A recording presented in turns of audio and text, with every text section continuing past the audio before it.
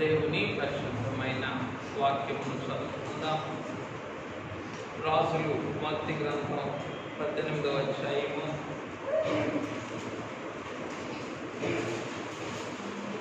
36వ వచనం చదువుకుందాం.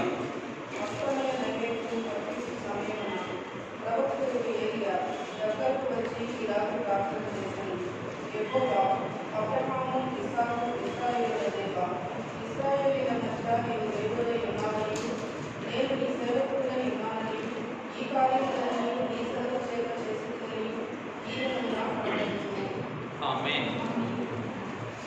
పెండ్లి కుమారుడైన యేసుక్రీస్తు ప్రభువు యొక్క బహుమూల్యమైన శ్రమానుభవ సాన్నిధ్యమున సమకూడిన మనలను పరిశుద్ధాత్మ తండ్రి ఆయన శ్రమానుభవ మేఘములోని సకల సంపూర్ణమైన అనుభవములతో అలంకరించి మహిమ మేఘమెక్కించుగాక. ఆమేన్. ఆమేన్. గడిచిన 3 వారములు పెండ్లి కుమారుడు తన శ్రమానుభవ మేఘమును మన మీద కప్పి మన శరీర ప్రాణాత్మలను కాపాడుతూ ఉన్నారు. ఏమి కప్పి? మేఘమును. పౌలు గారికేమో సాక్షి సమూహమును, పౌలు గారికి మేఘము వలె కనపరిచారు. మేఘము వలె కనపరిచారు. మనకు చేసుకున్నాడు తలుపు రాకుండా చేయలేదు. మనకైతేనో అబ్రౌన్ చేసింది.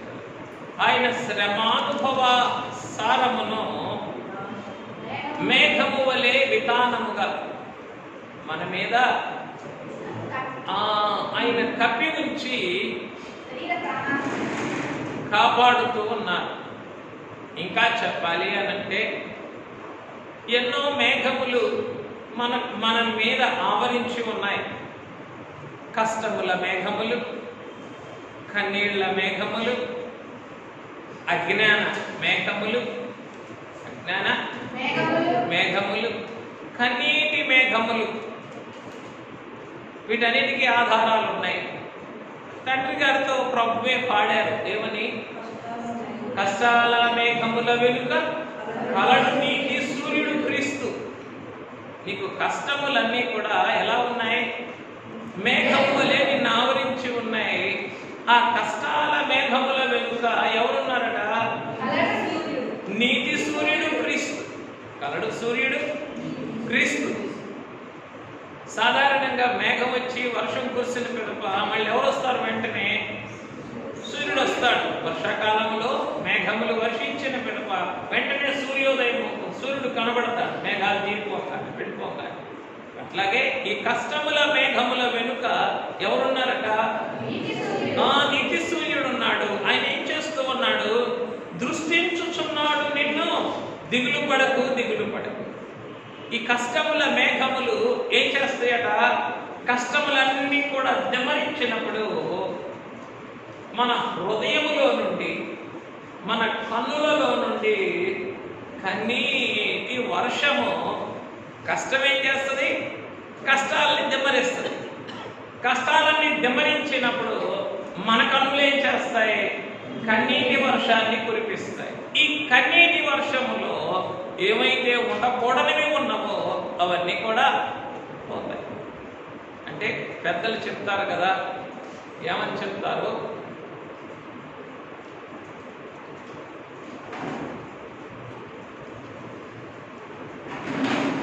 ఆయన ముందు రావాలా, శైలి డిస్టర్బెన్స్.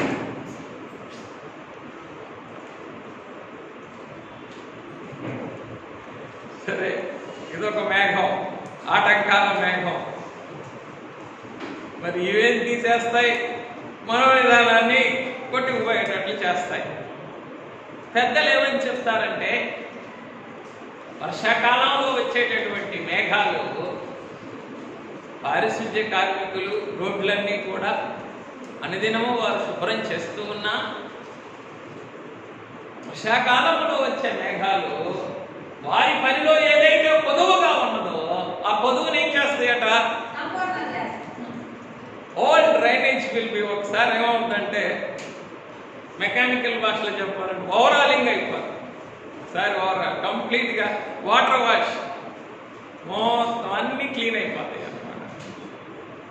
అట్లా ఆ కష్టముల మేఘములు ఆవరించి కష్టములన్నీ కూడా మన మీద కుమ్మరించినప్పుడు దిమ్మరించినప్పుడు కన్నీటి వర్షం ఏం చేస్తుంది, ఉండకూడని వాటిని మొత్తం ఊడ్చుకెళ్ళిపోతుంది.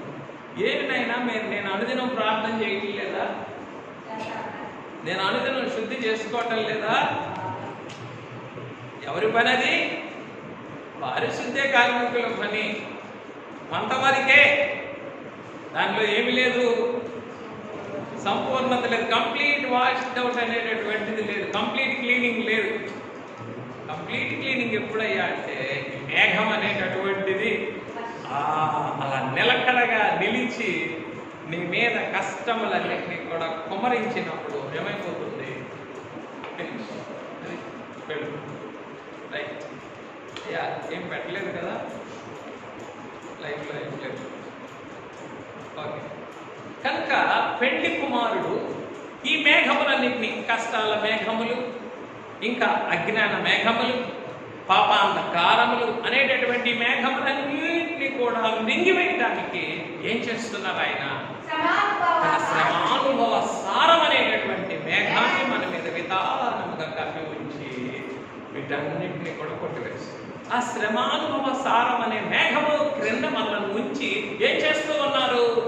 ప్రతి దినము రక్త వర్షం, రక్త స్వేదము, రక్త బిందువులను కుమరిస్తూ ఉన్నారు. ఆయన మాటే, నోట్లో నుండి వచ్చిన మాటే ఆత్మ అయితే ఆయన రక్తం ఇంకెంత విలువ కలిగింది? ఏం చెప్పండి? ఆయన నోటిలో నుండి వచ్చిన ఏమన్నారు ఆయన? యోహాను సువార్త 6:63లో నేను మీతో చెప్పి ఉన్నటువంటి మాటలు ఆత్మయు జీవమునై ఉన్నవి, కానీ మీలో విశ్వసించని వారు కొందరు ఉన్నారు. అంటే ఏమని అర్థం? అవి మీకు ఇయర్ బోరింగ్, అవి మీకు శబ్దములే, అవి మీకు ఎవరికి? విశ్వసించని వారికి.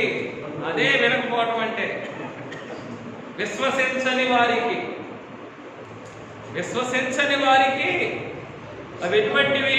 శబ్దమే, అంటే మాటలే, అవి కేవలం మాటలే.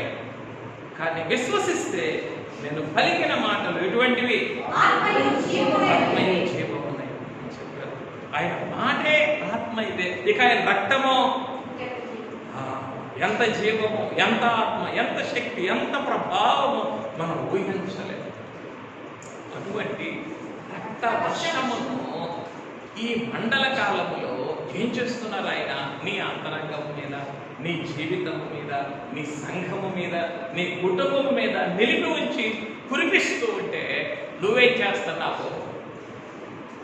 నాకు వీలు కాదు, నాకు ఇష్టమే కానీ నేను రాలేను, నాకు కుదరదు, నాకు ఉద్యోగము, నాకు అనారోగ్యం అని ఏం చేస్తున్నావు? ఒడిగేసుకొని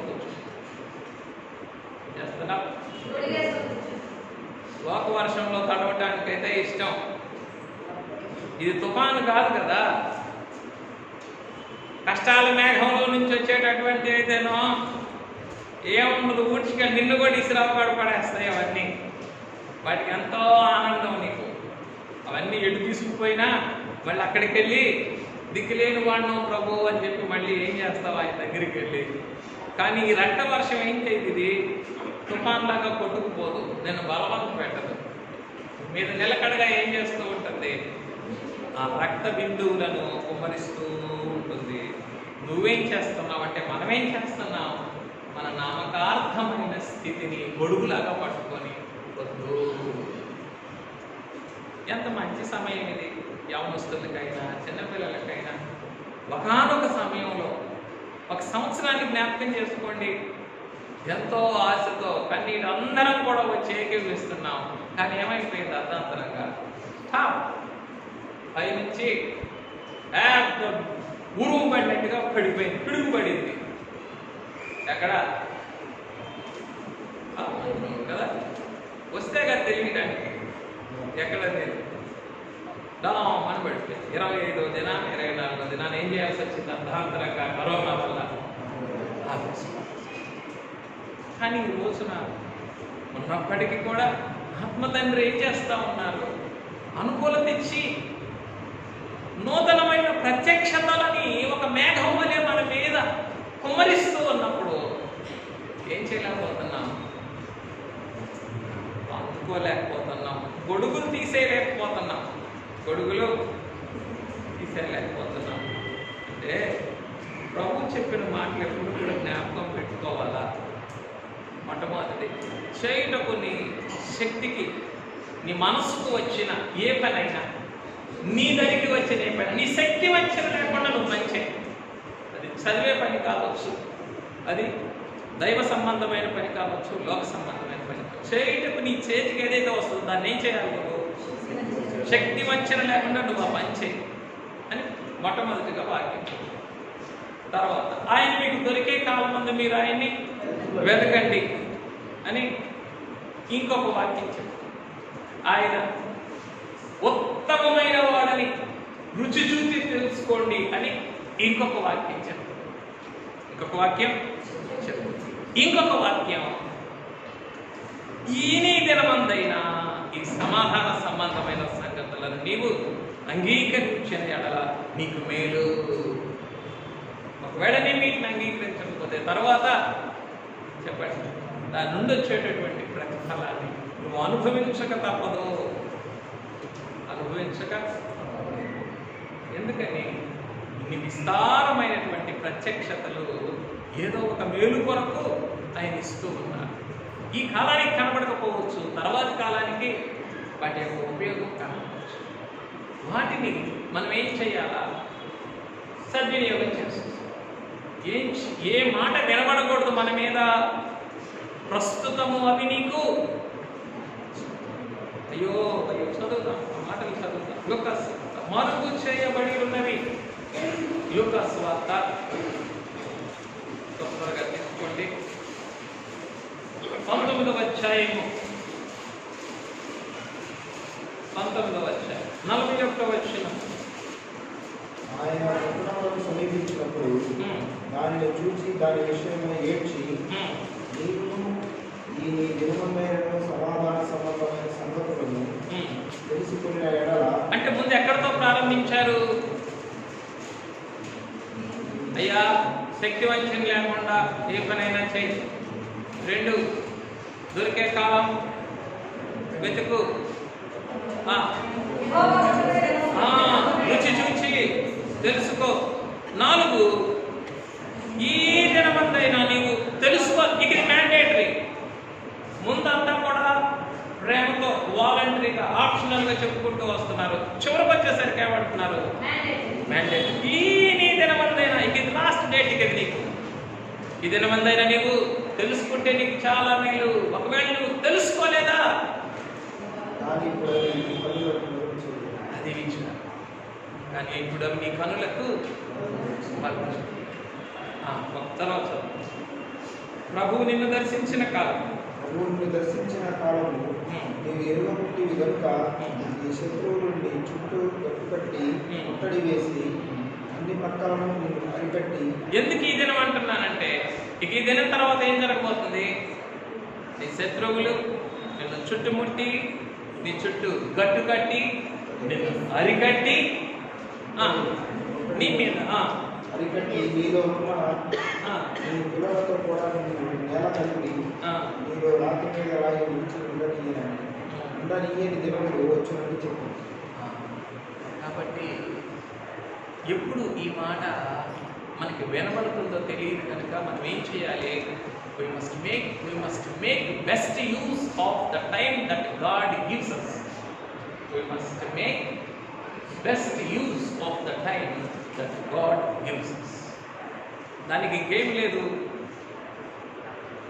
పేద, గొప్ప, రాజు, సామాన్యుడు అనేటటువంటి భేదము లేనే లేదు. అందరూ కూడా ఏ స్థితిలో ఉన్నప్పటికీ కూడా అందరికీ ఆయనను రుచి చూచి తెలుసుకోవడం, ఆయన సిద్ధపరిచిన సమాధానమైన సంబంధమైన సంగతులను కనులు తెరిచి చూడటం అందరికీ ఇట్స్ మ్యాండేటరీ. ఆయన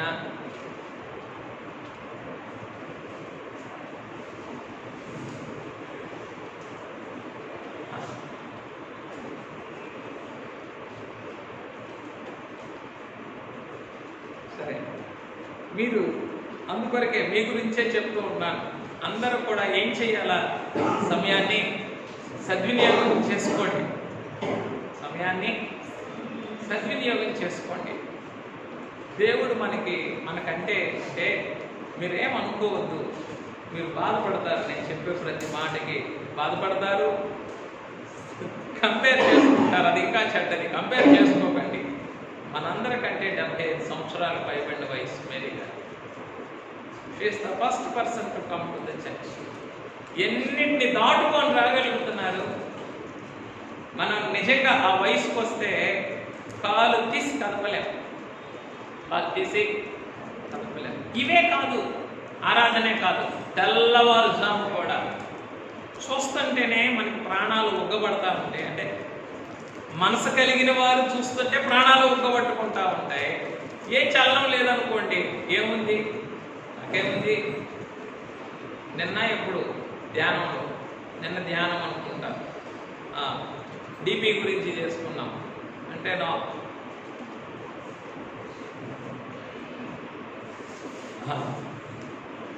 అయ్యా, నా అంతరంగం ఎలా ఉన్నది? దున్నపోతు వలే ఉన్నది. ఏమి లేదు ఈ అంతరంగానికి. ఎంత రక్త వర్షము పడినా చలనం లేదు, కదలిక లేదు, మార్పు లేదు, ఏమీ లేదు. కానీ ఎక్కడున్నావు? అక్కడే ఉన్నావు. ఎలా ఉన్నావు? అలాగే. అంటే అటువైపు అంటారులేండి, కొన్ని అన్నీ తెలుసుకోవాలిగా. తోలు మందం తాకిసురు అంటారు. అంటే ఏంటో, ఇదేమో మందం, ఏం గ్రహించాలన్నా తోలు మందం, ఏది ఎక్కదో, ఏమైనా చేయి. అట్లాగైనా ఊరుకుంటుందా?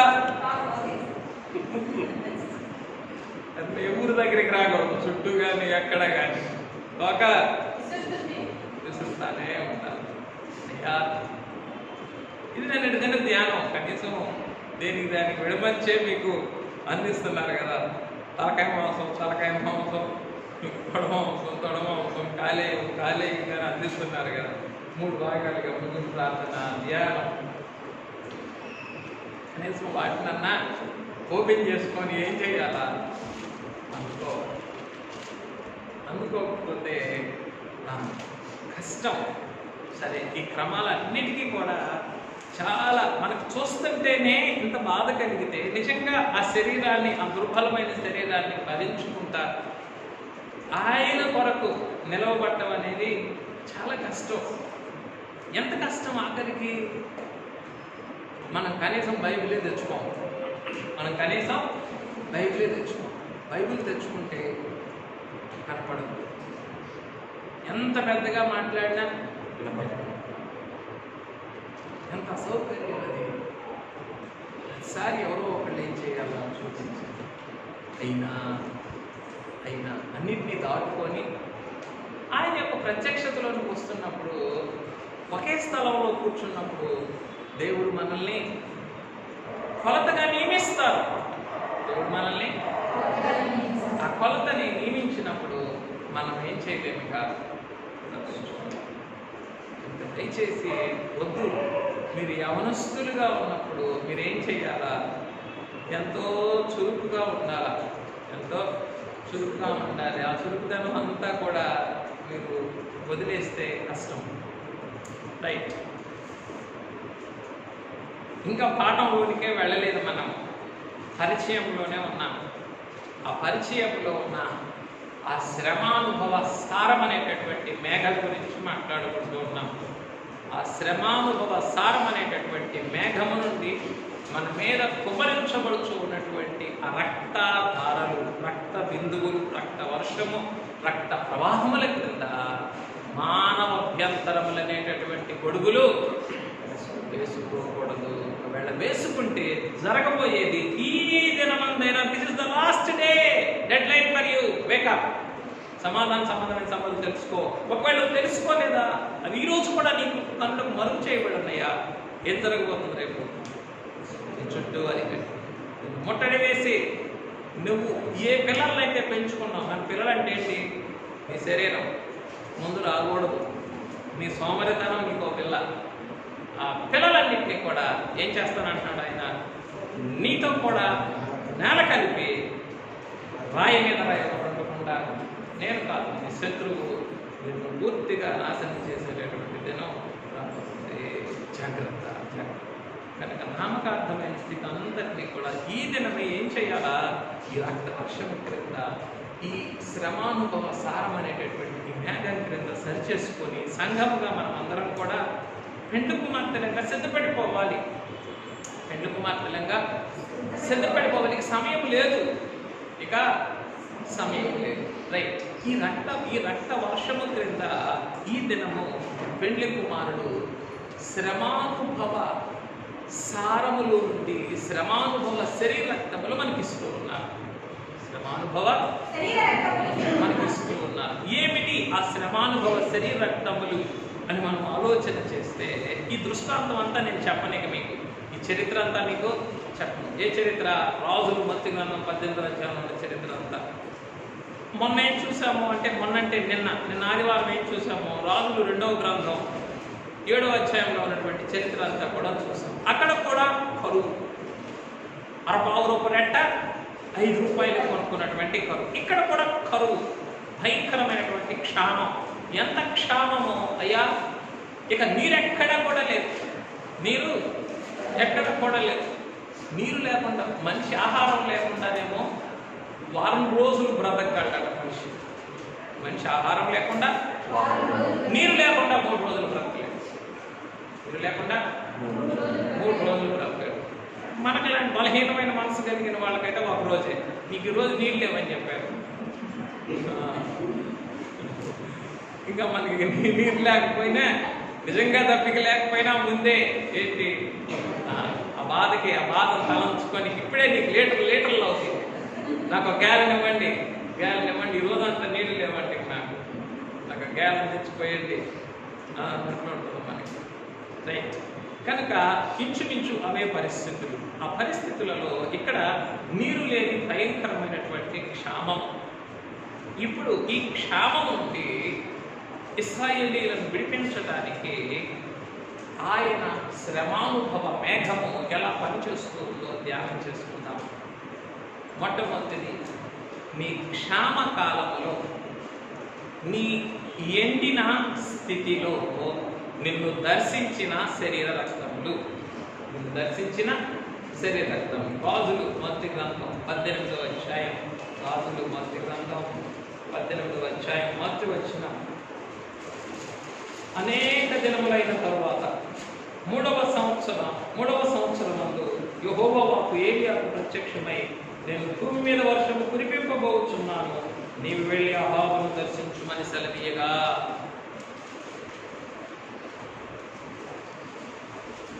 ఏది ముందు ఏది వెనుక? వర్షం ముందా, దర్శించటం ముందా? అర్థం కావటం లేదు. దర్శించటం ముందు నేను భూమి మీద వర్షము కురిపింపబోచు ఉన్నాను, ఇదిగో రక్త వర్షం కురిపించబోచు ఉన్నాను కనుక నీవు వెళ్ళి అహాబును నీవు దర్శించు. నీ క్షామ కాలములో నీ మీద ఆయన రక్త వర్షము కురిపించడానికి ఏం చేస్తూ ఉన్నారు? ఆయన తన శరీర రక్తములను పంపి మొట్టమొదటిగా నిన్ను దర్శిస్తూ ఉన్నారు. చిన్నగా కురిపించవచ్చు కదా ఆయన. నా మాట చొప్పున మరలా కురవదని అన్నాడు కదా ఏలియా. నా మాట చొప్పున తప్ప మళ్ళా భూమి మీద వర్షం రాదు. నేను చెప్తేనే వస్తుంది అన్నాను కదా, మరి ఆయనతో పలికించేసి క్రమం జరిగించేయచ్చు కదా. లేదు, ఆ వర్షము యొక్క విలువ నువ్వు తెలుసుకోవాలి. క్షామము యొక్క ఫలితము నీ మనసునకు నీవు జ్ఞాపకం తెచ్చుకోవాలి. ఎందుకు క్షామం కలిగింది, ఎందుకు వర్షం కురిసింది, ఈ రెంటిని మనం అర్థం చేసుకోవడానికి ఆయన ఏం చేస్తూ ఉన్నారు, ఆయన మొట్టమొదటిగా దర్శిస్తూ ఉన్నారు. ఆయన ఏం చేస్తున్నారు, ఆయన దర్శిస్తూ ఉన్నారు. కనుక ఎదురుగా ఆయన శ్రమానుభవ సారం అనే మేఘములు నుండి రక్తవర్షం సిద్ధంగా ఉంది మన మీద కురవడానికి. ఆ కురవడానికి సిద్ధంగా ఉన్న రక్త వర్షమునకు ముందు ఆయన శరీర రక్తములు నిన్ను నన్ను దర్శిస్తుంది. ఎందుకు అనంటే ఆ రక్తవర్షం కొరకు సిద్ధపరచడానికి, ఆ రక్తవర్షం కొరకు సిద్ధపరచడానికి. ఆయన మనల్ని సిద్ధపరచకపోతే ఆయన కురిపించేటటువంటి రక్త వర్షము యొక్క ఫలమును మనం అందుకోలేము. ఇంకొక మాట కూడా ఇక్కడే ఒక చేయి పెట్టుకొని బహుశా ఆ వాక్యం కూడా చదివేయండి. ఆయన మీ మీద నీటి వర్షము కురిపించున్నట్లు, బహుశా ఆమోస్ గ్రంథంలో ఉన్నటువంటి మాట.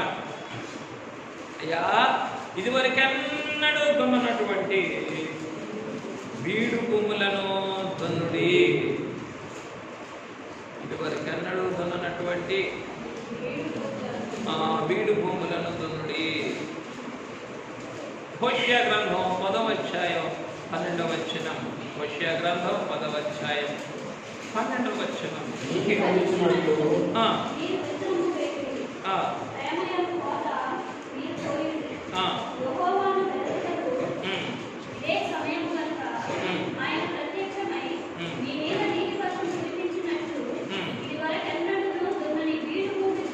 అయ్యా, ఇదివరకు అన్నడు దున్నని బీడు భూమి ఉందే. ఏంటా బీడు భూమి? నీవు హృదయమే. అయ్యా, ఇదివరకు ఎప్పుడు దున్నలేదయ్యా దీన్ని. దేనితో? శ్రమానుభవ సారము నుండి కురిసేటటువంటి ఆయన రక్త వర్షముతో తడిపి ఈ భూమిని ఎన్నడూ కూడా దున్నలేదు. కనుక ఇప్పుడు ఏం చేస్తావు నీవు? ఆ శ్రమానుభవ సారం అనేటటువంటి వర్షము నీ మీద కురియటానికి ఇదిగో నీ హృదయంలో ఉన్న బీడు అంటే ఏమిటి? అన్టచ్డ్ ఏరియాస్ అంటారు. ఇంగ్లీష్లో ఏమంటారు? Untouched areas. అంటే నీ హృదయంలో నీకంటూ కొన్ని ప్రత్యేకమైన స్థానాలు కొన్ని ఉంటాయి. ఏంటి ప్రత్యేకమైన స్థానాలు అంటే, నేను ఆదివారమే వస్తా, నేను శుక్రవారమే వస్తా, నేను 10 గంటలకే వస్తా, నేను 10 గంటలకే వస్తా, నేను ముగింపు ప్రార్థన అయిపోగానే వెళ్తా, నేను వంట చేయను. 10 సార్లు అడిగాను ఇక్కడ కూర్చున్న వాళ్ళు ఒకరిని, వస్తా వస్తా చేస్తా చేస్తా, అదే రేపు. కనీసం ఒక మాట అయినయ్యా రావటం లేదు. అదే ఏంటి? ఇంగ్లీష్లో చెప్పండి. డిపి అని చెప్పండి ఇంగ్లీష్లో. వర్షం కురవటం అన్నమాట. ఏం లేదు ఇక దానికి మరలా ఇంకోసారి చెప్పాలనేటటువంటి చలనమే లేదు. కానీ ఆ రోజు 100 సార్లు వస్తా, నాదే, నిజమేనా, నిజమే, నువ్వేనా, నేనే. కానీ ఏమి లేదు, ఉలుకు లేదు, పలుకు లేదు. తప్పదు ఇక, ఎవరికి తప్పదు? మోసేవారికి, నలిగేవారికి తప్పదు. కనుక వదిలేండి. ఆ ప్రతిఫలం ఎక్కడుంటుంది? రెంటికి ఉంటుంది. నీ కేర్లెస్నెస్కి ప్రతిఫలం ఉంటుంది, నీ అకౌంటబిలిటీ కూడా ప్రతిఫలం ఉంటుంది. అకౌంటబిలిటీ అంటే ఏంటి? Soldering the responsibility. ఒక క్రమము, ఒక బాధ్యత, ఒక పని నీ మీద ఉన్నప్పుడు, ఒక భారం, నువ్వెన్నడూ కూడా ఏం చేయకూడదు, నీ భుజాల్ని వాటి మీద నుండి తొలగించకూడదు. నాకెందుకులే అని దించేయకూడదు. నువ్వు కాలు జారుతుంది, కాలు జారినా కూడా no, you must continue to carry on the burden on your shoulders. ఎప్పటికీ కూడా దించకూడదు. ఒకవేళ దించితే చెప్పండి దాని ప్రతిఫలం ఉంటుంది. దించకుండా నువ్వు కష్టపడి నువ్వు చేసిన దానికి అనుకున్నాం 9 దాటుతుంది, ఉదయం 6:30 7 గంటలకు వచ్చి ఏమ్మా అందరం కూడా సుఖంగా ఉంటున్నాం. వంట అంతా పని ముగించుకునేసరికి ఏమవుతుంది చేసేవాళ్ళకి, ఇప్పుడు స్పాన్సర్లు ఎక్కువైపోయారు, పని చేసేవాళ్ళు తగ్గిపోయారు. మేము పెట్టిస్తున్నాం చేయండి అమ్మా, మేము పెట్టిస్తున్నాం, తప్పు లేదు, వాళ్ళేం తప్పు పడుతున్నారని కాదు. ఎవరు లేరు ఇప్పుడు, షోల్డర్ చేసేవారు లేరు. అది విచారం. అది విచారం. విచారం అంటే వారికి తగినటువంటి ప్రతిఫలం ఎక్కడుంటుంది? పరలోకంలో ఉన్నది కదా వాక్యం. యెహోవా కన్నులు ప్రతి స్థలము మీదను ఉన్నవి. యెహోవా కన్నులు అవి మంచివారిని చెప్పండి, మోసేవారిని. మోసేవారు అందరు ఎవరు? మంచివారు. మరి మొయ్యిన వారు అందరు ఎవరు? చెడ్డవారు. బీపీ నా మాట వాక్యంలో చెప్పుకుంటే చెడ్డవారు. అందరినీ కూడా ఏం చేస్తూ ఉన్నాయి? చూస్తూ ఉన్నాయి, చూస్తూ ఉన్నాయి. ఆయన ఏం చేస్తారు? ఆయన కాలంలో ప్రతి వానికి వాని క్రియను బట్టి తగినటువంటి జీతాన్ని ఆయన ఇస్తారు. వాడు కూడా తాను చేసిన పనిని బట్టి ఏం చేస్తాడట దేవుని వలన. చదవడ్డా మాట ఒకసారి. కొరింథీయులకు రాసినటువంటి మొదటి పత్రిక, కొరింథీయులకు రాసిన మొదటి పత్రిక 3వ అధ్యాయం 14వ వచనం.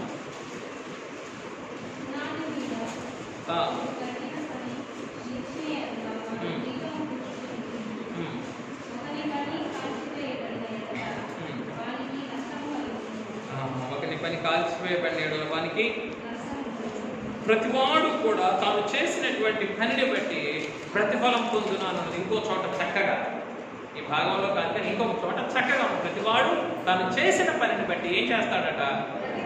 ప్రతిఫలం పొందుతాడు. అది గుడ్ అండ్ బ్యాడ్. ఆయన కనులు ఏం చేస్తూ ఉన్నాయి? రెండింటిని చూస్తూ ఉన్నాయి. మీకు ఇంతకుముందు కూడా చెప్పాను, సంఘంలోనే ఉంటారు. ఎవరు?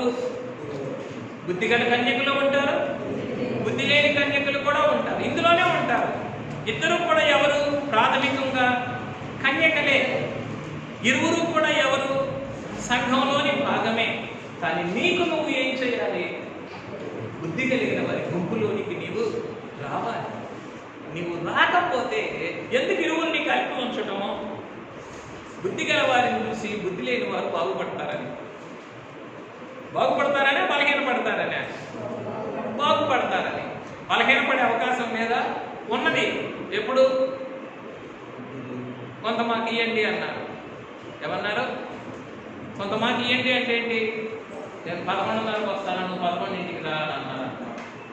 వీళ్ళేం చేస్తున్నారు? బుద్ధి కలిగిన వాళ్ళు 9:30కు వస్తుంటే వాళ్ళు ఏమన్నారు? కొంత మాకు ఇవ్వండి అంటే మేము 11:30కు వస్తున్నాము, మీరు 11ంటికి రండి.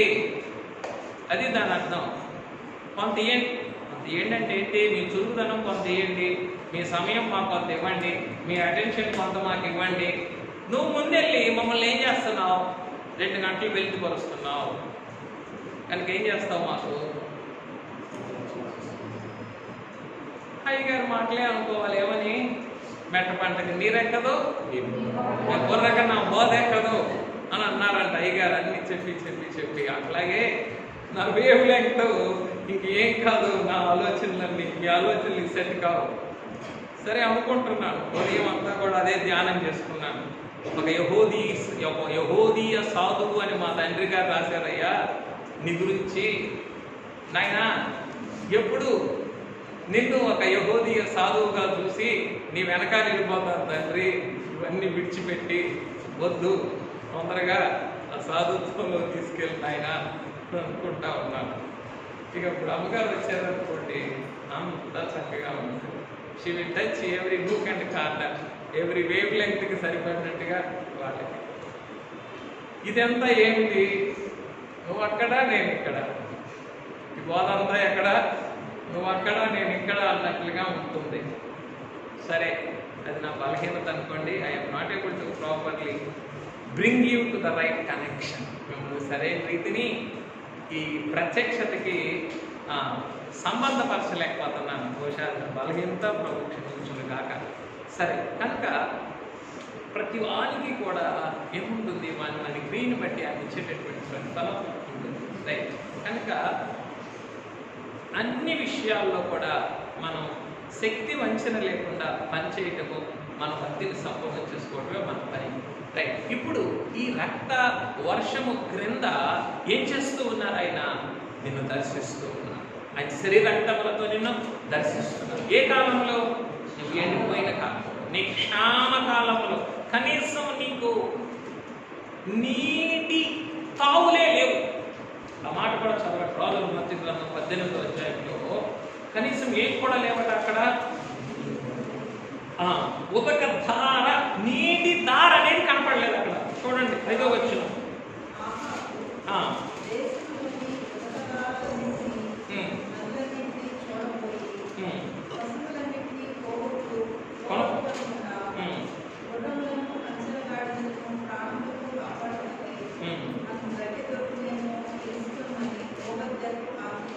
అయ్యా, నీటి చుక్క కాదు కదా, నీటి ప్రవాహం కాదు కదా. నాయన కూర్చోండి, మీరు కూర్చోండి, ఎదురు కూర్చోండి.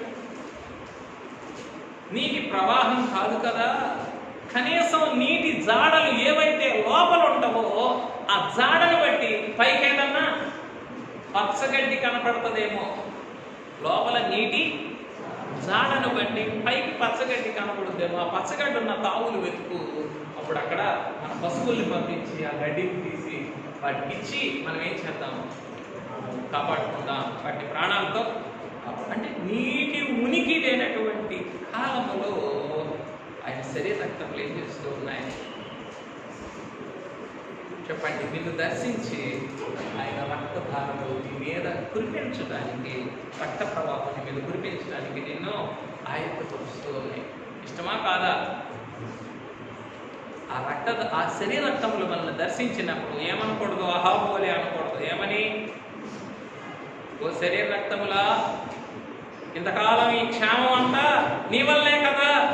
ఇశ్రాయేలుని శ్రమ పెట్టి వాడవు నీవు కావా? ఎవరినాడు అహాబు కనపడగానే ఇశ్రాయేలుని శ్రమ పెట్టి వాడవు నువ్వే. నీళ్లు రావద్దన్నావు, ఇక ఆగిపోయినాయి నీళ్లు. నీళ్లు పొరవు అన్నావు, పొరవలేదంటే. ఇశ్రాయేలు శ్రమ పెట్టేవాడు నీవు కావా? ఎలా ఉంటుంది మరి నా కఠినమైన మాటలన్నీ విన్నప్పుడు? మమ్మల్ని బాధ పెట్టేవాడు నీవు కాదా?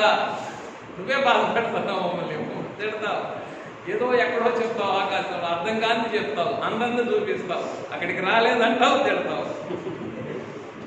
నువ్వు కాదా? నేను కాదు. నీలో అందుకోలేని స్థితి నిన్ను బాధ పెడుతుంది. నీలో ఉన్న అజ్ఞానం నిన్ను బాధ పెడుతుంది.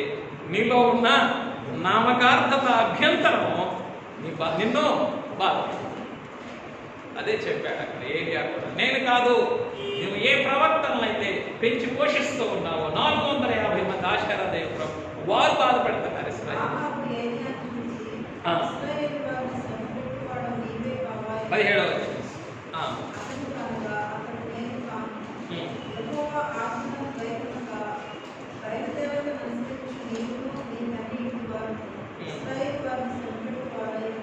రైట్. దానికి సరైనటువంటి జవాబు వచ్చింది. కనుక ఈ శరీర రక్తములు మనల్ని దర్శిస్తూ ఉన్నప్పుడు మనం ఏమనకూడదు? నన్ను బాధ పెట్టు వాడవు, లేదా నన్ను బాధ పెట్టున్నది నీవు కావా అని అనకూడదు. రైట్.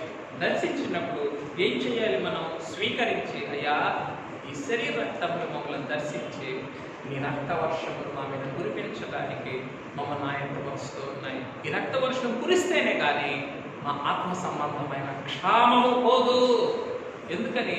ఎందుకు క్షామం?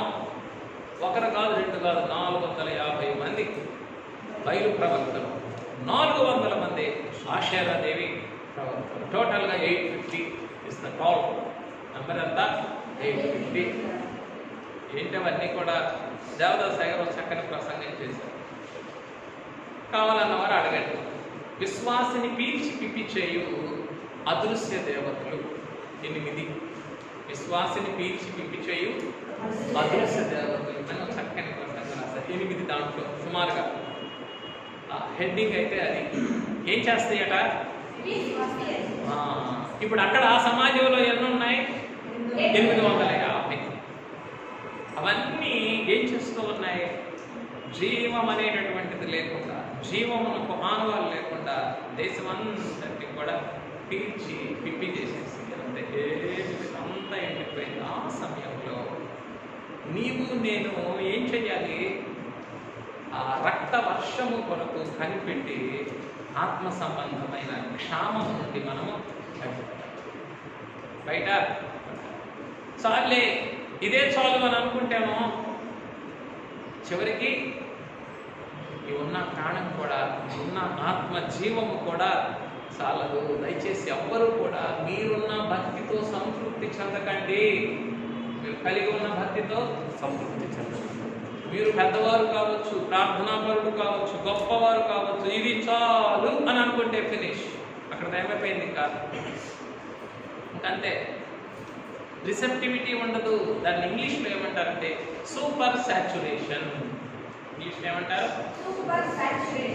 సాచురేషన్ పాయింట్ అని అంటే ఏంటంటే దాని యొక్క ఉంది 5 లీటర్లు అయ్యా, కెపాసిటీ అంతా 5 లీటర్లు. 5 లీటర్లు నిండింది, ఇంకా నింపుతానే ఉన్నావు.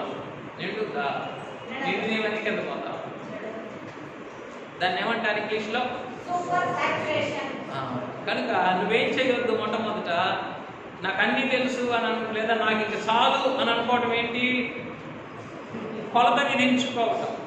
నీ హృదయం ఏమిటి? కొలత లేనిది, జీవధారులందులో నుంచి పుట్టేటటువంటిది. ఈ హృదయములో నుండి నువ్వేం చేయొద్దు? కొలత విధించుకో.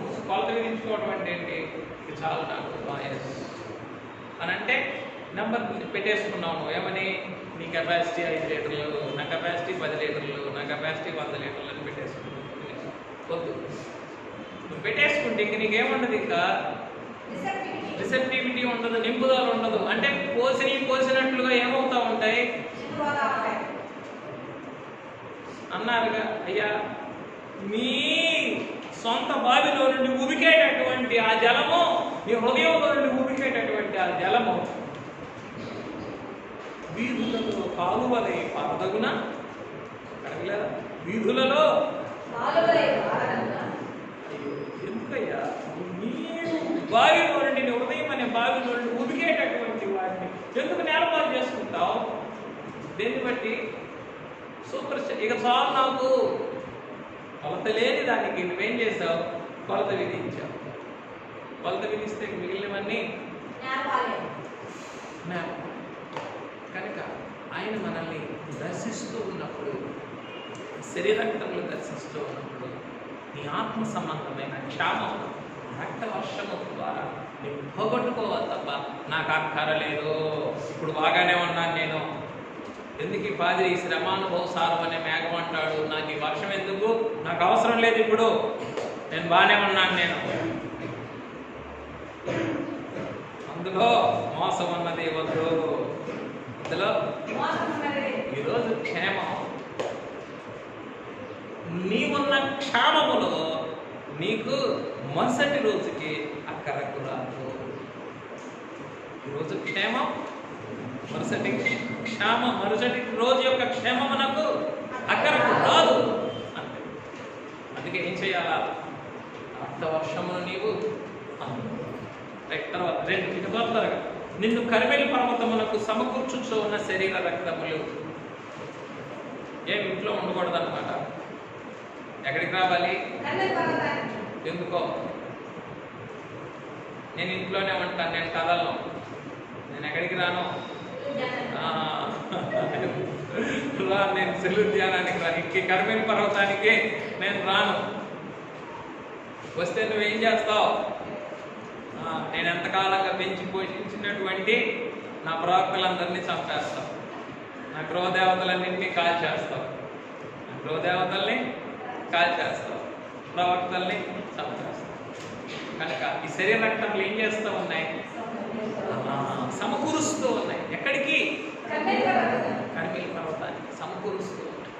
అయ్యా, మా క్షేమము మమ్మల్ని ఏం చేసింది? దేవునిని ఎరుగని వారి క్రిందకి తీసుకెళ్ళిపోయింది. దేవునిని తీసుకెళ్ళిపోయింది. దేవుని ఎరుగని స్థితిలో ఏం చేశారు? ఎవరు దేవుడో తెలియదు, యెహోవా దేవుడో తెలియదు, బయలు దేవుడో తెలియదు. అదే ఏ స్థితి? తడబడేటటువంటి స్థితి. రెండు తలంపుల మధ్య తడబడేటటువంటి స్థితి. కుటుంబానికి లోబడాలో తెలియదు, సంఘానికి లోబడాలో తెలియదు, దేవుడికి లోబడాలో తెలియదు, లోకానికి లోబడాలో. ఏమిటిది? రెండు తలంపుల మధ్య. ఈ తడబాటులన్నింటినీ తప్పించుకోవాలంటే ఎక్కడికి రావాలి? శరీర రక్తములు నిన్నేం చేస్తూ ఉన్నాయా? ఈరోజు నేను వస్తూ ఉన్నాను. ఈ కర్మేలు పర్వతం దగ్గరే ఏమున్నది? నీ అగ్ని, నీ శ్రమానుభవ సారము నా పైన నిలిచి ఉన్నది. ఎక్కడ? ఈ కర్మేలు పర్వతము మీదే. ఇక్కడికి నేను రాకపోతే, ఈ పర్వతం దగ్గరికి రాకపోతే నాకేమి లేదు. నాకు నీ నెరవేర్పులలో నీ శ్రమానుభవ సారము నాకు అందించుచు ఉన్నటువంటి రక్త ధారలో నాకు పాలు. కనుక నిన్ను నన్ను కర్మేలు పర్వతములకు సమకూర్చుచున్నటువంటి శరీర రక్తములు. తర్వాత నీ రెండు తలంపుల తడబాటులను సరిచేయుచు ఉన్న శరీర రక్తములు. నీ రెండు తలంపుల తడబాటులను సరిచేయుచు ఉన్న శరీర రక్తములు. అయ్యా, వారికైతే రెండు తలంపులు, నాకైతేనో 22 తలంపులు. వారికి రెండే. ఈ 22 తలంపుల మధ్య ఏమైపోతూ ఉంది? శరీర ప్రాణాత్మలన్నీ కూడా తడబడిపోతూ ఉన్నాయి. ఏదిలో సత్యం ఉన్నదో తెలియదు, ఎలా భక్తిని సార్థకం చేసుకోవాలో తెలియదు. స్థూలంగా అయితే ఏమని చెప్పగలను? దినానికి నా ఆత్మ క్షీణిస్తూ వస్తుంది. దినానికి బలహీనతలే పెరుగుతున్నాయి కానీ సత్కార్యాలు పెరగటం లేదు. పోయిన సంవత్సరం 2 అధ్యాయాలు జరిగితే ఈ సంవత్సరం ఏం చేస్తున్నాను? 1 అధ్యాయానికి వచ్చానయ్యా. పోయిన సంవత్సరం 3 అధ్యాయాలు చదివేవాడిని, ఈ సంవత్సరం 1 అధ్యాయం. అంటే ఏమవుతూ ఉన్నది? దినాలు గడిచే కొలది భక్తి క్షీణిస్తూ ఉన్నది. దేన్ని బట్టి? అంధకారం, పాపాంధకారము, అజ్ఞానాంధకారము, భక్తిహీనత తెచ్చుమీరిపోయే కొలది మనలో ఉన్న భక్తి ఏమైపోతూ ఉంది? ఇది వాస్తవం. ఈ తగ్గిపోతూ ఉన్నటువంటి క్రమములను మనం ఏం చేయాలి? అన్నిటినీ విడిచి ఈ కర్మేలు పర్వతానికి రావాలి. మనలో ఉన్న 22 తలంపులను సరిచేసుకోవడానికి మనం ప్రయత్నించాలి. అందుకు ఆయన శరీర రక్తములనే మనకి ఇస్తూ ఉన్నారు. ఇక ఏం చేయాలి మనం ఇప్పుడు? నువ్వు కర్మేలు పర్వతానికి రాకుండా నీలో ఉన్న 2 తలంపులు బయటకు వస్తాయా? నీ తడబాట్లు ప్రశ్నించబడతాయా? ప్రశ్నించబడవు. నిన్ను ఆయన ప్రశ్నించడానికి నీవు ఒప్పుకోవాలి. ఏం చెప్పండి? ఆయన నిన్ను ప్రశ్నించడానికి నీవు ఒప్పుకో. లేదు, నువ్వేం అడగొద్దు మమ్మల్ని, మాట్లాడక అసలు. మేము ఎక్కడుంటే నీకెందుకు, ఎప్పుడు వస్తే నీకెందుకు, ఏం చేస్తే నీకెందుకు, లేచి వెళ్తే నీకెందుకు, కూర్చుంటే నీకెందుకు, నిద్రపోతే నీకెందుకు, మాట్లాడుకుంటే నీకెందుకు. వద్దు, నువ్వు అడగొద్దు అని అంటున్నావు అని అంటే చెప్పండి, మనం ఏం చేయడానికి ఇష్టపడటం లేదు? 2 తలంపులను సరిచేయబట్టడానికి ఒప్పుకోవట్లేదు. 2 తలంపులు సరిచేయాలంటే మొట్టమొదటి ఏం చేయాలి? ఆయన నిన్ను ప్రశ్నించాలి.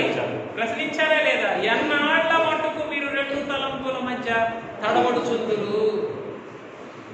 యెహోవా దేవుడైతే యెహోవాను అనుసరించండి, బయలు దేవుడైతే బయలు అనుసరించండి. అదే ప్రకటనలో కూడా చెప్పింది. ఏమని?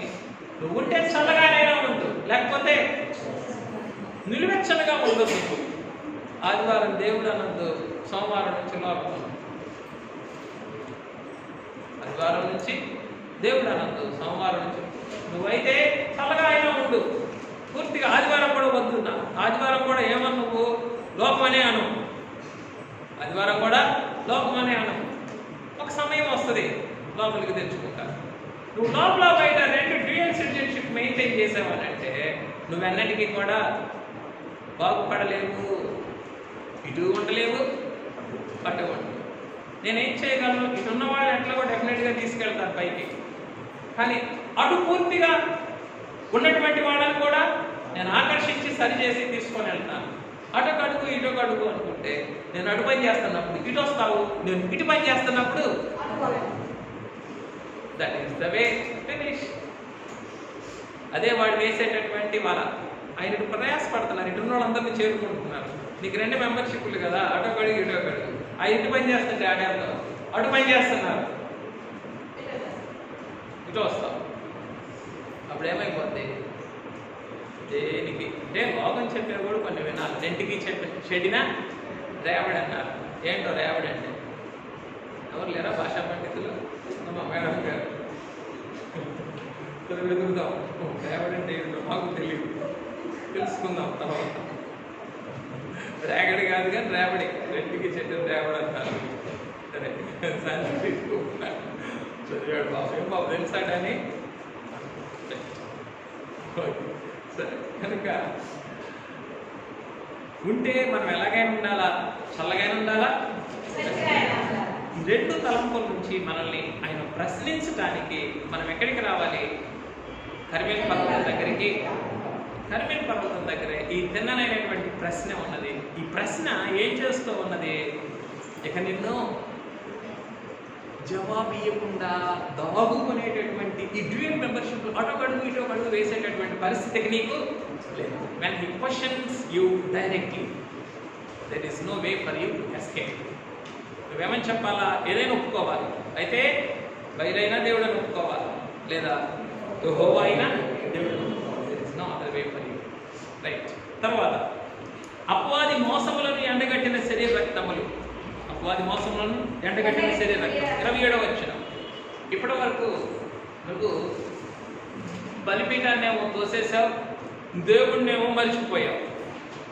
దేవుణ్ణి మర్చిపోయావు, బలిపీఠాన్నేమో తోసేసావు. ఏం చేస్తూ ఉన్నావు? అన్నీ బయలే అనుకొని బయలుకు నీవు చేస్తూ ఉన్నావు. కానీ ఆ బయలు ఎవరగా చెప్పండి. 27వ వచనం ఏమన్నది?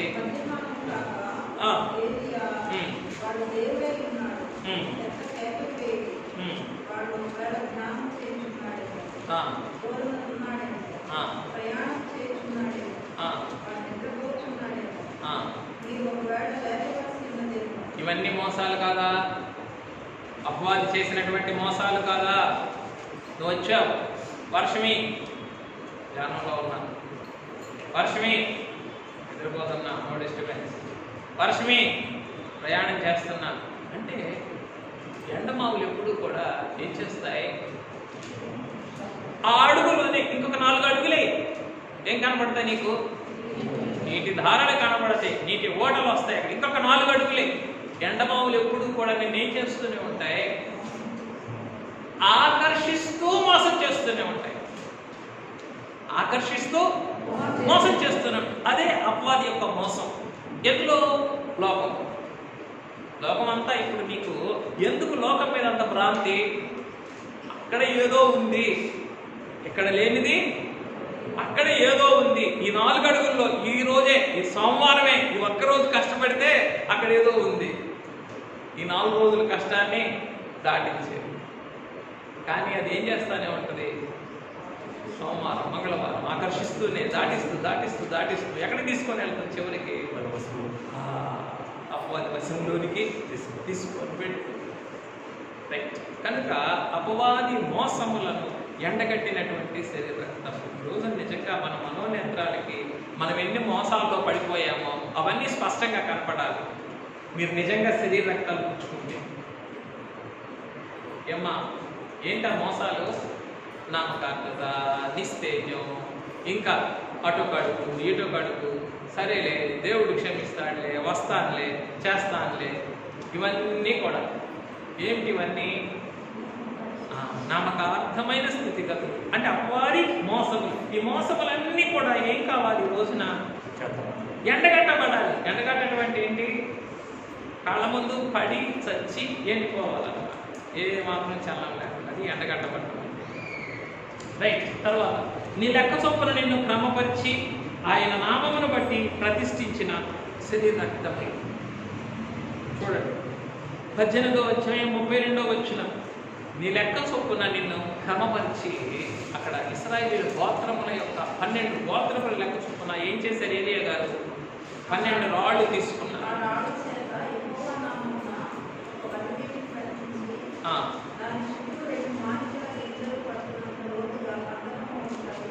రైట్. చాలా అక్కడికి చాలా. నీ లెక్క చొప్పున నేనేం చేస్తుంది? ఈ శరీర రక్తములు క్రమపరుస్తూ ఉన్నాయి. మనకు అసలు మన లెక్కే తెలియదు. ఎందుకని? అపవాది తోసేశాడు. నీ సంఘంలో నీ లెక్క ఎంత? నీ ఆత్మీయ జీవితంలో నీ లెక్క ఎంత? దేవుడు నిన్ను కోరుకుంటున్న వాటి దగ్గర నీ లెక్క ఎంత? దేవుడు నీకు అప్పగించిన వాటి ఎదుట నీ లెక్క ఎంత? దేవుడు నీకు చూపించిన కృప ఎదుట నీ లెక్క ఎంత? అయ్యా, ఎంత కృప చూపించాలి. ఎవరికి దేని కృప చూపించాలి? ఎవరికి ఇవ్వనటువంటి భాగ్యం ఇచ్చావే, ఎవరికి ఇవ్వనటువంటి తలాంతులు కూడా ఇచ్చావే. God's gifts are individual and unique. దేవుడిచ్చే ప్రతి ఈవి వరము కూడా చెప్పండి, అది వ్యక్తిగతమైనది, అది విశిష్టమైనది. వ్యక్తిగతమైనది అంటే అది నీకు మాత్రమే స్వంతమైనది, అది విశిష్టమైనది, అది నీ దగ్గర మాత్రమే దొరికింది. Every gift is unique. దేవుడు మనకిచ్చిన ఆ యూనిక్ స్టేట్ని ఏం చేస్తాడు? అపవాది మోసం చేసేస్తాడు, బలిపీఠాన్ని కూలవస్తాడు, నీ లెక్కని తారుమారు చేస్తాడు. నీ లెక్కని తారుమారు చేస్తాడు. ఇక నీకు తెలియదు నీ దగ్గర 12 ఉన్నాయో 2 ఉన్నాయో. ఇంతకుముందు చెప్పాను కదా, చిన్నపిల్లలకి ఏం చేస్తారు? చాక్లెట్ ఇచ్చి వాళ్ళు చాక్లెట్ కవర్ ఒలుస్తూ ఉంటే చివరింగులు తీసేస్తారు. వాళ్ళకి ఏం తెలుసు? చిన్నపిల్లలకి ఏమీ తెలియదు. అట్లాగే ఏం చేస్తాడు అపవాది? నీ లెక్క ఏమిటో నీకు నీ లెక్క నీకు తెలియనప్పుడు నీ స్థానం కూడా నీకు తెలియదు. గుర్తుపెట్టుకో. You will forfeit your place. నువ్వు ఎక్కడున్నావు కూడా నీకు తెలియదు. అందుకే ప్రభు అన్నారు, నువ్వు ఏ స్థితి నుండి పడ్డావో ఒకసారి జ్ఞాపకం చేసుకో. ఎక్కడ నుండి పడ్డావో ఒకసారి నువ్వు నీ లెక్క నీకు తెలియనప్పుడు నీ స్థానం కూడా నీకు తెలియదు. అంతగా అపవాది ఏం చేస్తాడు? స్థాన భ్రంశం కలిగిస్తాడు. కనుక ఈ శరీర రక్తములు ఏం చేస్తూ ఉన్నాయి? నీ లెక్క చొప్పున నేను క్రమపరిచి ఆయన నామమును బట్టి నేను ప్రతిష్ఠిస్తూ. ఇప్పటి వరకునో ఏదో ఒకటి నాకు తోచిన భక్తిలో వెళ్తున్నాను లేయా అని అనుకుంటూ ఉన్నాం. కానీ ఈరోజు నా ఈ శరీర రక్తముల నామమును బట్టి నేను ప్రతిష్ఠిస్తాను. తర్వాత తన జీవితము తన జీవ జలముతో నీ ఆకలి దప్పులను అక్కరలను తీర్చిన శరీర రక్తములు. తన జీవ జలముతో నీ ఆకలి దప్పులను నీ అక్కరలను తీర్చిన శరీర రక్తం. రైట్. ఈ పాయింట్ చెప్పుకోబోయే ముందు చెప్పిన పాయింట్ ఇంకొక మాట. నీ లెక్క చొప్పున నిన్నేం చేసినవి? ఈ శరీర రక్తములు క్రమపరిచినవి. తరువాత నీ హృదయ బలిపీఠమును బాగు చేసి తిరిగి నిలువబెట్టిన శరీర రక్తములు. ఈ అపవాది చేసే గొప్ప మోసం ఏమిటంటే, నీ హృదయ బలిపీఠాన్ని ఏం చేస్తాడు వాడు? అపవాది పడదోస్తాడు. చదవండి ఇక్కడ ఆ మాట చదవండి. 18వ అధ్యాయము 30వ వచనం చదవండి.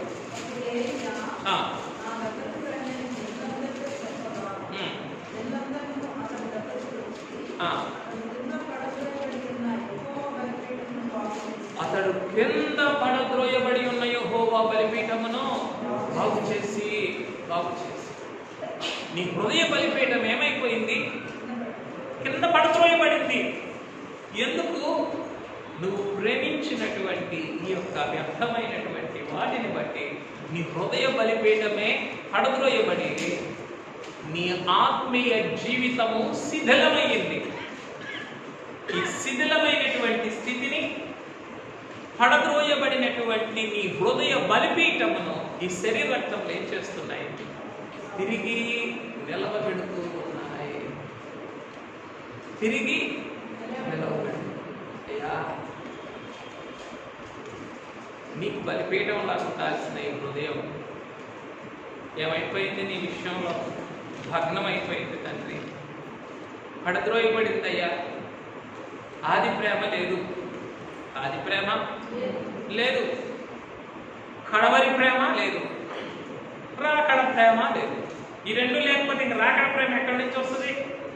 రాకడ ప్రేమ లేకపోతే పెళ్లి ప్రేమలోనికి ఎలా వెళ్ళగలం? ఏంటా పెళ్లి ప్రేమ? ఇక ఆయన్ని పెళ్లి కుమారుడుగా కలవరించేటటువంటి ప్రేమ. ఆ పెళ్లి కుమారుడిగా కలవరించేటటువంటి ఆ ప్రేమ లేకపోతే మేఘాకర్షణలోనికి మనం వెళ్ళలేము. మనసును స్థుతి కార్యము తప్ప పని ఏమున్నది? కనుక ఈ శరీర రక్తములు నీ హృదయ బలిపీఠమును బాగు చేసి తిరిగి నిలువబెడుతూ ఉన్నాయి. ఏం చేస్తూ ఉన్నాయి? తిరిగి నిన్ను రైట్. ఇప్పుడు తన జీవజలముతో నీ ఆకలి దప్పులను అక్కర్లను తీర్చిన శరీర రక్తం. నువ్వు 450 మందిని పోషిస్తూ ఉన్నావే. 400 ఆశారాదేవి ప్రవక్తలను పోషిస్తూ ఉన్నాయి. అవి కానీ బయలు కానీ నీకు నీరు ఇవ్వలేకపోయారా? ఇవ్వలేదే. ఇవ్వలేదన్న వాస్తవం కూడా తెలిసిందా? కర్మేలు పర్వతం దగ్గరకు వచ్చేంత వరకు కూడా తెలియదు ప్రజలకు బయలు నీరు ఇవ్వలేదు అని. దేవుడు ఆపాడు. బయలిచ్చిందా? ఇవ్వలేదు. నీ ఆకలి దప్పికలు ఆత్మ సంబంధమైనవైనా భూ సంబంధమైనవైనా తీర్చగలిగిన వారు ఆయనే. ఆయన శ్రమానుభవ సారము అనేటటువంటి ఆ మేఘములోని ఆయన రక్త వర్షమే చెప్పండి ఈ ఆత్మ సంబంధమైన భూ సంబంధమైన ఆకలి దప్పికలను తీర్చగలిగినది. కనుక తన రక్త జలముతో నీ ఆకలి దప్పికలను తీర్చు అక్కర్లను కూడా తీర్చుచ్చు ఉన్న శరీర రక్తం. తర్వాత నీ అస్తమయ నైవేద్య సమయమున నీ ప్రార్థనలను అంగీకరించి నీ కార్యములు తొదముట్టించిన శరీర రక్తములు. నీ అస్తమయ నైవేద్య సమయమున నీ ప్రార్థనలన్నీ కూడా అంగీకరిస్తూ ఉన్నది ఈ శరీర రక్తములు. ఏంటో అస్తమయ నైవేద్య సమయం అంటే? That is when you are in the evening of your life, you are really helpless. ఏమని చెప్తారు మీరు? పని ఎప్పుడు సాగుద్ది? ఉదయం సాగుద్దా సాయంకాలం సాగుద్దా? అయ్యా ఉదయం సాగుద్ది. ఎందుకని? ఫ్రెష్గా ఉంటారు, ఓపిక్గా ఉంటారు. ఉదయం చక్క చక్క చక్క చక్క సాగుద్ది. సాయంకాలం వచ్చేసరికి ఇంటి ముఖం పడతారు, ఇల్లు జ్ఞాపకం వస్తుంది, పనివారి. అలాగే మానవ జీవితంలో సాయంకాలం అంటే ఏమిటి? It is old age. నీ సాయంకాల సమయంలో నీవు నిస్సహాయురాలిగా, నీవు బలహీనుడుగా మారిపోతావు. అదేమిటి? నీ ఆత్మ సంబంధమైన జీవితంలోని సాయంకాలం. అదే అస్తమయ నైవేద్యం అర్పించేటటువంటి సమయం. ఆ అస్తమయ నైవేద్యం అర్పించే సమయంలో ఈ శరీర రక్తములు ఏం చేస్తూ ఉన్నాయి? నీ బలహీనతలో నీ ప్రార్థనలు అంగీకరించే ఆ సమయంలో కనుక ఆయన మన ప్రార్థనలు ఆలకించుకుంటే అసలే బలహీనం. ఓపుకున్నప్పుడు ఏవో చేయగలిగాం. బలహీనతలు గడిపోయిన తర్వాత అస్తమయం, ఆత్మ సంబంధమైన అస్తమయంలోకి వెళ్తే అసలు అది కూడా చేయలేము. ఆ సమయంలో ఈ శరీర రక్తములు ఏం చేస్తూ ఉన్నాయి? నీ ప్రార్థనలు అంగీకరించి నీ కార్యములు తొలగిస్తూ ఉన్నాయి. They are accomplishing what all you have. కానీ నువ్వేమనుకుంటున్నావు? నేను చెయ్యాలా, నేను సాధించాలా, నేను ముగించాలా, నేను వేరొకరికి చేయాలి. కష్టం. ఇవన్నీ కూడా కష్టం కష్టం కష్టం. దేవుడు విశ్వాసం ద్వారా సాధ్యపరచాలనుకున్నటువంటి వాటిని మానవ శక్తితో ముగించలేము. బాగా రాసుకోండి, మీ హృదయాల్లో రాసుకోండి. దేవుడు విశ్వాసము ద్వారా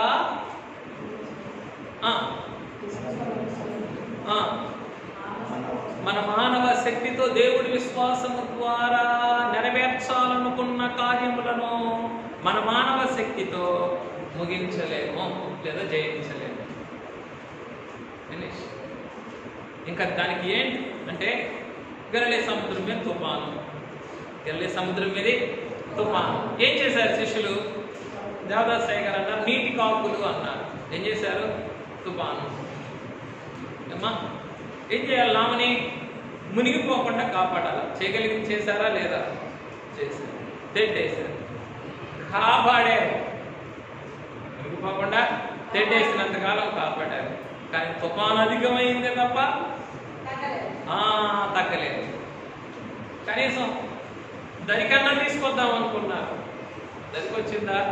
దరికి కూడా రాలేదు. ప్రాణాపాయంలోనికి వెళ్ళిపోయింది. ప్రాణాపాయంలోనికి ఏం దేవుడు వాళ్ళందరూ కూడా నామ తెట్టేస్తే దేవుడు దాని దరికి తీసుకురావచ్చు కదా. విశ్వాస సంబంధమైన పాఠం దేవుడు అక్కడ వారికి నేర్పించాలనుకున్నారు కనుక ఆ తుఫానును జయించుటకు దాటుటకు వారి రెక్కల కష్టము మానవ ప్రయత్నము అక్కరకు రాలేదు. వారి రెక్కల కష్టము మానవ ప్రయత్నము ఆవేదననే మిగిల్చినది. ఏ ఆవేదన? ముందే తుఫాను వచ్చినప్పుడు బాగానే, తుఫాను వచ్చినప్పుడు తెడ్డేశారు. నామం మునిగిపోతున్నప్పుడు కష్టపడ్డారు. తుఫాను మీద లేదు, అలల మీద లేదు కోపం, కాపాడే ప్రభువు మీద వచ్చింది. ఏంటి? సహజంగా అయితే తుఫాను మీద కోపాడాల. ఇదేం తుఫాను మరి, ఇదేమి తుఫాను మరి. సముద్రం మీద కోపడాలి. ఇది తోక నాకు ఇప్పుడే రావు. కానీ ఎవరి మీద వచ్చింది కోపం? రెక్కల కష్టం ఎప్పుడు కూడా ఆయన బాధ పెట్టడానికే తోడ్పడతారు తప్ప మీ సంతుష్టికి ఆయన సంతుష్టికి ఎంత మాత్రం కూడా అలాగే రెక్కల కష్టం మానేయండి అని అన్నాం.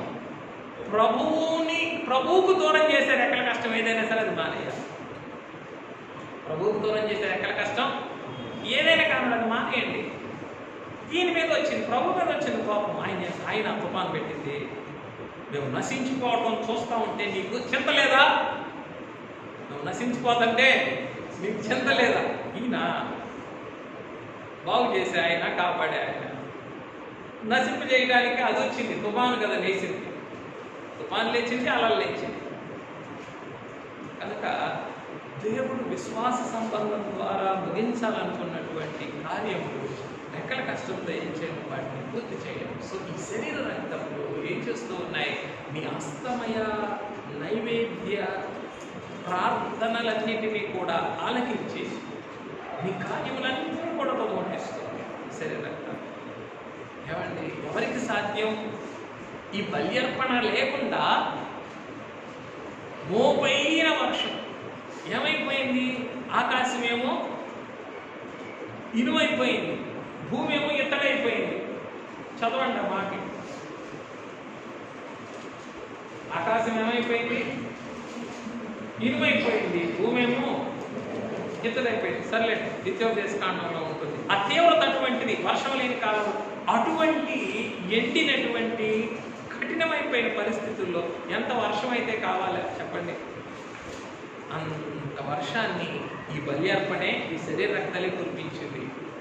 ఏ ప్రయత్నం కూడా అంత వర్షాన్ని తీసుకురాదు. తరువాత మీ బహుబలహీనతల ఎదుట ఒంటరిగా నిలువబడి పోరాడి జయించిన శరీర రక్తములు. మీ బహుబలహీనతల ఎదుట ఒంటరిగా నిలువబడి నీ పక్షముగా పోరాడి జయించిన శరీర రక్తములు. ప్రవక్త ఒక్కటే, బలిపీఠం ఒక్కటే, ప్రార్థన ఒక్కటే, ఎద్దు ఒక్కటే. ఇక వీటి వివరం మీరు ఆయన ఎప్పుడు కూడా, ఆయన చేసే పని ఎప్పుడు కూడా ఒకటే. ఆయన ఎప్పుడు కూడా ఒకటే. అన్ని బలహీనతలు ఇన్ని మనం పెంచి పోషించేవి కనుక బలహీనతలు అన్నీ ఎదుట చెప్పండి నీ పక్షముగా ఒంటరిగా నిలువబడి పోరాడి జయించిన శరీరం 10 పరలోకపు అగ్నిని నీ మేలు కొరకు దించి అందులో దహనమైన శరీరం పరలోకపు అగ్నినేమో నీ మేలు కొరకు దించినాయి ఆ అగ్ని దిగకపోతే నీ హృదయం ఏం కాదు ఆయన తట్టు తిరుగుద్దా తిరగదు నీ హృదయం తిరగాలి అని అంటే పరలోకం నుండి అగ్ని దిగిరాలి ఆ అగ్ని దిగొచ్చినప్పుడు నీ హృదయాన్ని ఏమో మారుస్తూ ఉన్నది ఆ అగ్ని ఆయన్నేమో కాల్చివేస్తుంది ఆయనేమో ఆ అగ్నిలో కాలిపోతూ ఉన్నారు నీ హృదయమునకేమో మార్పు ఇస్తుంది చదవండి ఆ ఒక్క మాట చదవండి 18వ అధ్యాయం 37వ వచనం మధ్యలో చదవండి నీవు వారి హృదయములను నీ తట్టుకు తిరగజేయుడు అని ఈ జనులకు తెలియనట్లుగా దానికి అగ్ని ఏం చేసింది హృదయములను అన్నిటికంటే ఏది ముఖ్యం దీన్ని తిప్పుకోవటమే ముఖ్యం ఇది తిప్పుకోవాలి అని అంటే నాకు లాంటి వారందరూ కఠిన హృదయాలందరూ ఏం కావాలా నిలకడగా ఆ శ్రమానుభవ సారమనే మేఘ క్రింద ఉండాలి రైట్ తర్వాత ఇంకెక్కువ సమయం చెప్పట్లేదు చివరి పరలోకపు అగ్నిని నీ మేలు కొరకు దించి అందులో దహనమైన శరీరం అరచేయంత మేఘమును 11 అరచేయంత మేఘమును ఎక్కజేసిన శరీరం అయ్యా అగ్నిలో నువ్వు కాలిపోయావు పైనుండేమో అగ్ని వచ్చింది క్రింద నుండేమో సముద్రంలో నుండి మేఘం పైకి నీ కార్యములు ఎప్పుడు కూడా అలాగే ఉంటాయి పైనుండి అగ్ని నుంచి నువ్వు కాలిపోయావు క్రింద నుండి మేఘాన్ని పైకి నడిపించి నా ఆకలి దప్పికలు నీవు తీర్చు 300 సంవత్సరాల కరువును నువ్వు తీర్చు తర్వాత 12 నీ నడుమును బిగించి నిన్ను బలపరిచి మధ్యాకాశమునకు కొనిపోవు శరీర రక్తములు కార్యములన్నీ ప్రజలకేమో వర్షం ఈయనకేమో ప్రజలకు కావాల్సింది వర్షం ఈయనకి కావాల్సింది ఆరోహం పైనుండి వచ్చేటటువంటి వర్షాన్నేమో ప్రజలు అందుకున్నారు అగ్ని రంగముల మీద లేదా ఆత్మవశములోనికి వెళ్ళి ప్రయాణం చేసేటటువంటి ఆరోహణ అనుభవమునేమో ప్రవక్త అందుకున్నాడు ప్రవక్త అందుకే లెక్క అనేటటువంటిది చాలా ముఖ్యం సంఘంలో నీ లెక్క ఏమిటి ఆయన ఇచ్చిన ఈవుల విషయంలో నీ లెక్క ఏమిటి నీకు ఇచ్చిన తలాంతుల విషయంలో ఆయన నీ లెక్క ఏమిటి నీకు కనపరిచిన కృప విషయంలో నీకు లెక్క ఏమిటి లెక్క చాలా ఇంపార్టెంట్ మనకి ఆ లెక్కని మనం ఎప్పుడు కూడా ఏం చేసుకోకూడదు పోగొట్టుకోకూడదు లెక్కని ఎప్పుడు కూడా పోగొట్టుకోకూడదు అందుకే ఏమని చెప్పారు ప్రతివాడు తన వరుసలో బ్రతికింపబడును ప్రతివాడు కూడా ఎవరు ఏ క్రమంలో పిలవబడాలి ఎవరు ఏ క్రమంలో లెక్కించబడాలి ఎవరికి ఏ క్రమంలో బ్రతికించబడాలో కూడా దానికి లెక్క ఉంది కనుక ఆ లెక్కకి మనం ఎప్పుడు కూడా ఏం కావాలా సరిపోతాం ప్రజల లెక్క ఏ లెక్క యెహోవాయే దేవుడిని కేకలేసే లెక్క వర్షం అందుకునేటటువంటి లెక్క ప్రవక్త లెక్క ఆరోపణం అయిపోయాడు నడుము బిగించుకొని ఏం చేశాడు రథము కంటే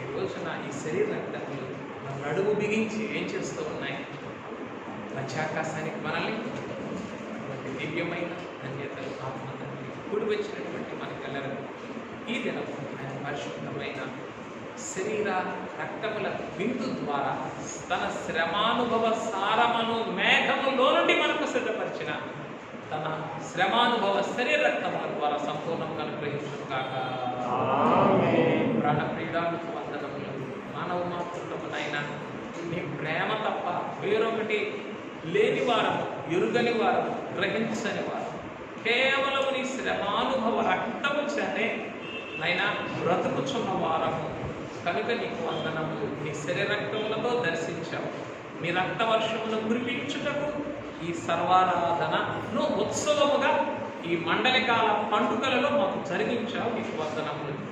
అన్నిటి నిమిత్తం నాయన మేము నీకు కృతజ్ఞతాస్తుతులు చెల్లించి నీ పాదం లేదు సాగిలపడగల దాన్ని దయచేయు. ప్రాణప్రియుడైన క్రీస్తు నామమున స్తుతించి సమర్పించున్నాం పరమ తండ్రి.